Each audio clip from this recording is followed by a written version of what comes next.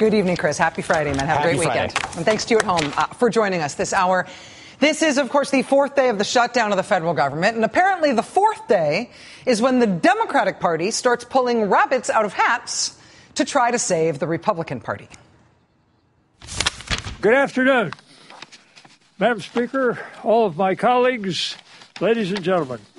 We are announcing something good today. We are about to rescue the Republicans who've gotten themselves in the unhappy position of the dog that caught the car. 87-year-old Congressman John Dingell of Michigan today announcing the new Democratic plan, which is really more like a new Democratic trick, to try to end the government shutdown, even if the Republicans in Congress do not want to. Two of these Democratic tricks were actually unveiled today. The first one they tried already and it didn't work. But the second one they are announcing, and it's going to take a while, but I suppose it might work. Here's how this goes. The guy on the right side of your screen here is a Republican. His name is Pete Sessions. The woman on the left side of your screen is a Democrat. Her name is Louise Slaughter. She's the top Democrat on the Rules Committee, and he's the top Republican on that committee. Because the Republicans are in charge in the House, that means that he is the chairman. But even though she's a Democrat and doesn't chair the committee, Louise Slaughter makes the most of her time on the Rules Committee. She's a bit of a schemer. She's always coming up with something. So the first thing the Democrats tried today was a Louise Slaughter brokered trick, kind of an old trick, one that the Republicans once pulled on Tip O'Neill back in the early 1980s. It's basically a vote in which the opposite party, the minority party, joins with a few rebels from the majority to take over the House. To take over the House for just one vote. It worked against Tip O'Neill back in the 80s. He was a Democrat, of course, right? All the Republicans and a few conservative Democrats banded together and voted to seize the floor from Tip O'Neill just for a second so they could pass one vote, so they could pass something that President Reagan wanted passed at the time. This is an obscure parliamentary trick, and it almost never happens. But if you have enough rebels in your speaker's own party who are willing to side against him for just one vote, theoretically, and even sometimes historically, this has worked. It's worked in the past. And Louise Slaughter tried to make it work again today. She tried to get a handful of Republicans to join with all the Democrats to essentially take over the House from John Boehner for just a second, for just one vote. One vote with which, of course, they would pass a clean fund the government bill and end the shutdown.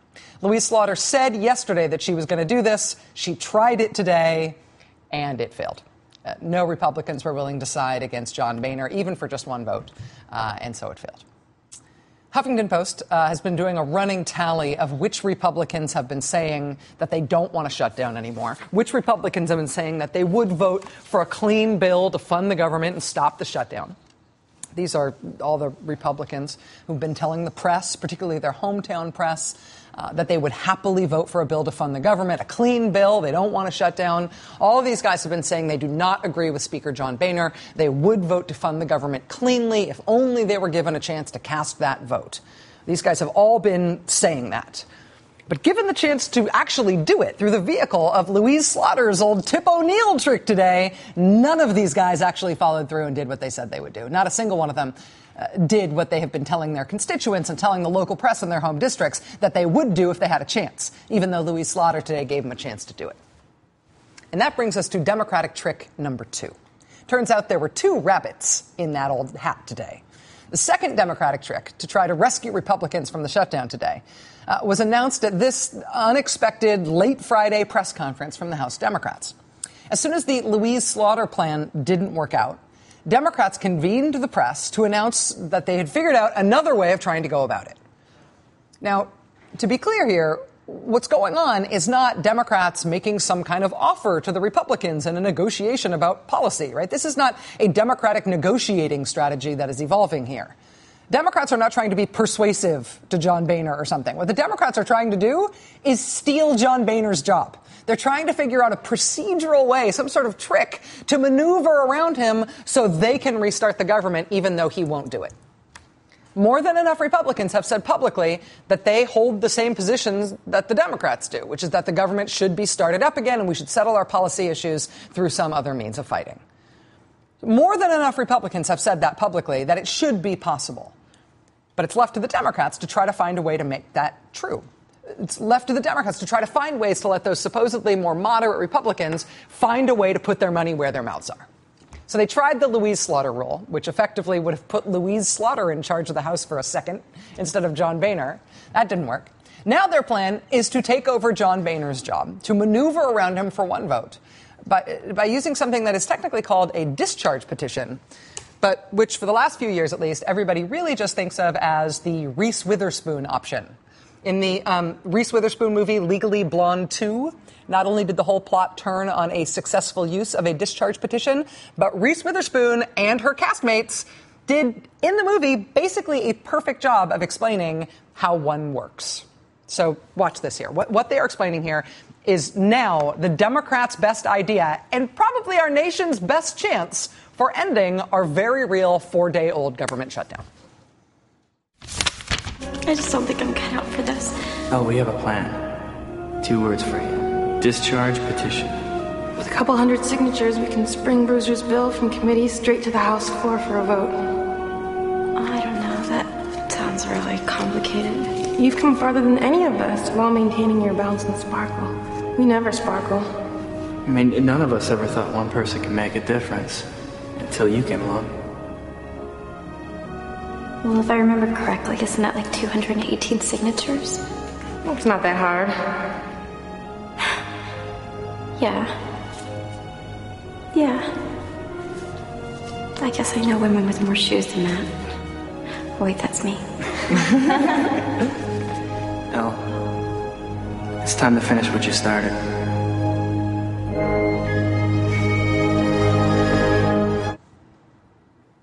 Swelling music.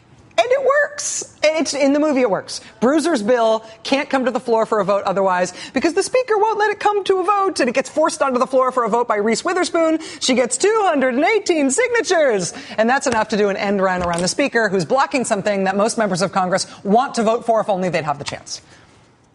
Takes it out of the speaker's hands. Yes, it is a plot point in a not all that great movie. I'm sorry. But it's also now a real thing. And now, honestly, it is the only plan to bring the government back from the shutdown. We are now on the 4th day of our government shutdown. The question in everybody's mind is, how does this shutdown end? But one thing that's becoming clearer is that as the shutdown drags on, the growing number of Republican members of Congress want the opportunity to work with Democrats to end this crisis. We have seen this in press reports, and I have heard it in my own private conversation with my Republican colleagues. Today, we're offering my Republican friends and the American people a way forward. We are initiating this afternoon a discharge petition under the rules of the House that will finally allow a majority of the House to freely express their will on whether or not to reopen the government through a clean funding resolution.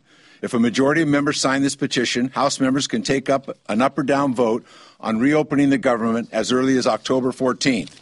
So that's Congressman George Miller of California. He's a very close ally of Minority Leader Nancy Pelosi. And today, George Miller went on to say that, of course, Democrats would love it if Republicans would just allow a vote to restart the government right now. But if the Republicans won't do that, then the Legally Blonde 2 rabbit is the rabbit that they found down in the bottom of the hat. If these 22 Republicans really did mean it when they said they wanted to vote to end the shutdown, then, at least theoretically, this tactic could work. Put all the Democrats together with most of these guys and bingo.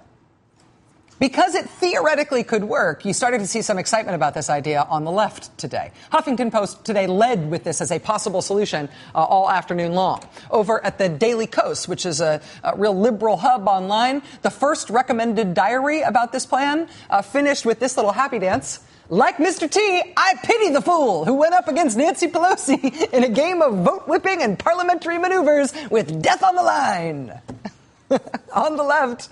And among these Democrats who proposed this plan, there is excitement.